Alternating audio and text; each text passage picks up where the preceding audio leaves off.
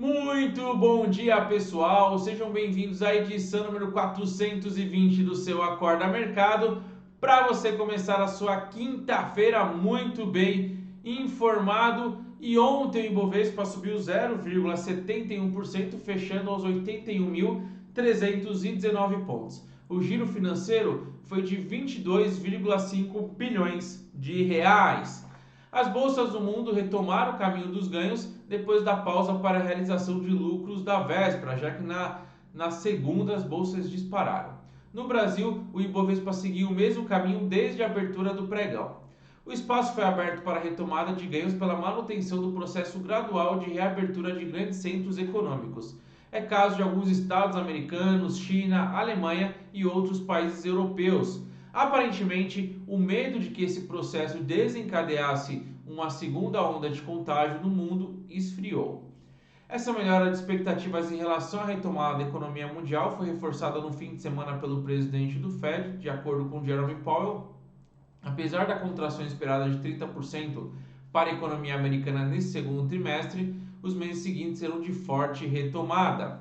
Neste ano, vale lembrar que o Fed já lançou linhas de empréstimos trilionárias, levou seus juros para zero entre 0 e 0,25% ao ano e iniciou programas de recompra de títulos como forma de colocar óleo nas engrenagens paradas da economia americana.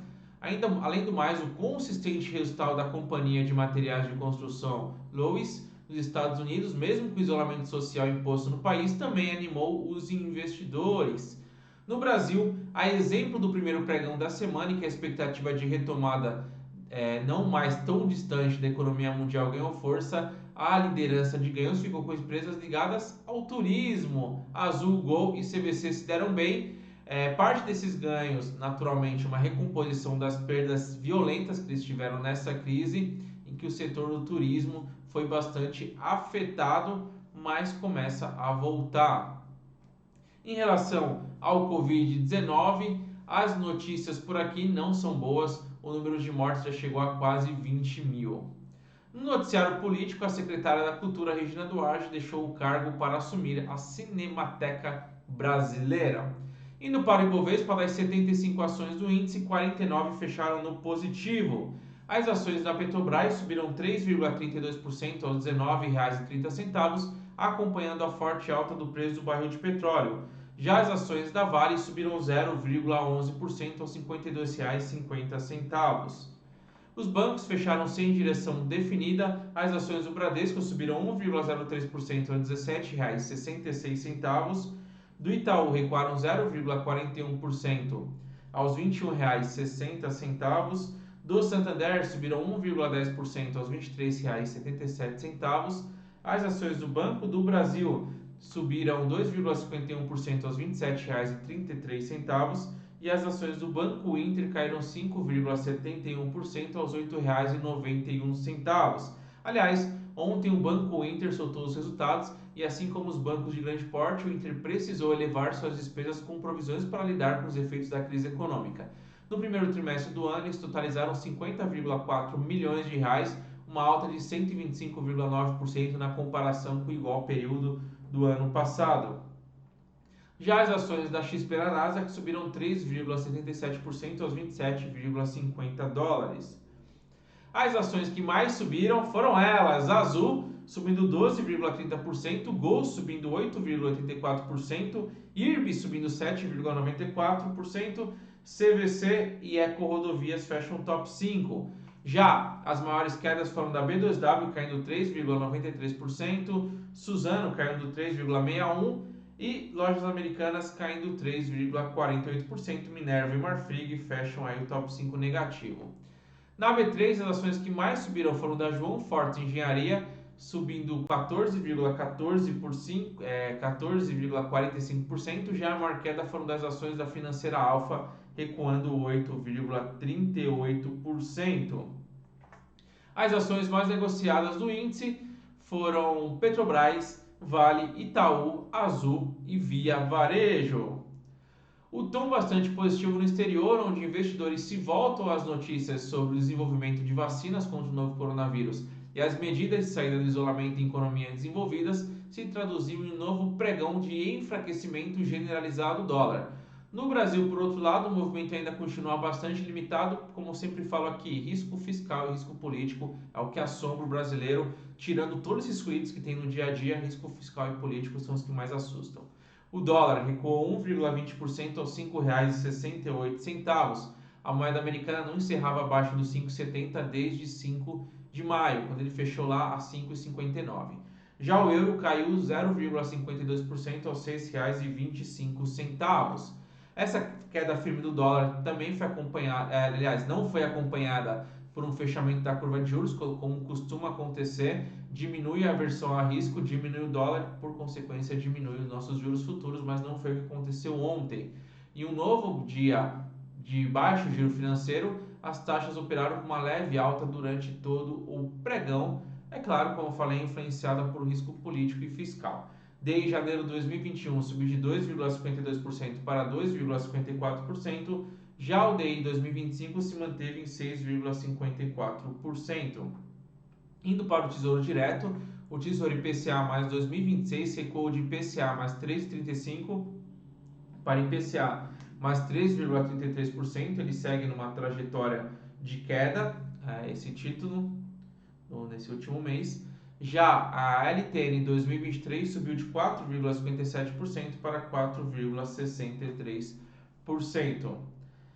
Na agenda teremos os dados de arrecadação federal às 10h30 e devido ao impacto da pandemia, a arrecadação federal de abril deve somar 99,3 bilhões de reais, uma queda de 9,17% contra março, sendo o pior resultado em uma década.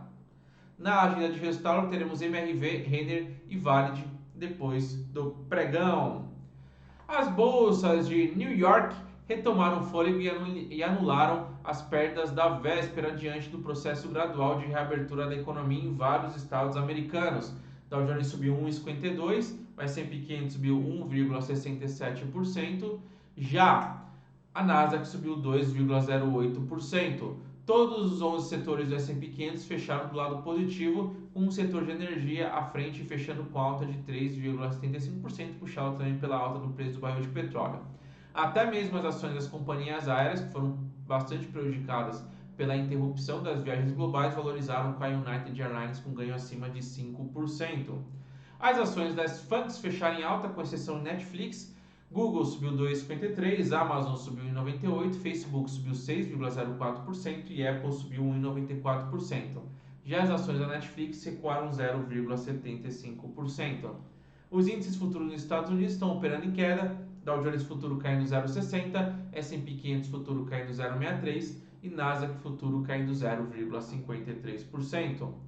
Indo para as Treasuries, pouca oscilação, T-bill para 3 meses se manteve em 0,11%, T-note para 2 anos recuou de 0,17% para 0,16% e T-bond para 30 anos recuou de 1,41% para 1,39%. A agenda norte-americana, dados de auxílio-desemprego semanal às 9h30, já às 10h45 teremos a leitura preliminar de maio do PMI do setor industrial e de serviços. Indo para a Europa, as bolsas estão operando em queda, lembrando que ontem elas abriram em queda, mas fecharam em alta. O índice Eurostoxx está recuando 0,92, Frankfurt recuando 1,18, Paris recuando 0,75, Londres recuando 0,74, Milão caindo 0,58, a exceção é a Madrid subindo 0,05%. Na Ásia, as bolsas já fecharam em baixa. Tóquio recuou 0,21, Xangai recuou 0,55, Hong Kong caiu 0,49, já Seul foi a exceção, subindo 0,44%. O petróleo fechou em alta novamente ontem, WTI quinta alta consecutiva, o Brent só não conseguiu subir na terça-feira, teve uma leve queda, mas vem acompanhando esse movimento de alta também. Ontem o WTI subiu 4,78% aos 33,49 dólares, já o Brent subiu 3,17% a 35,75 dólares. Hoje o WTI está subindo 2,75% e o Brent subindo 2,38%.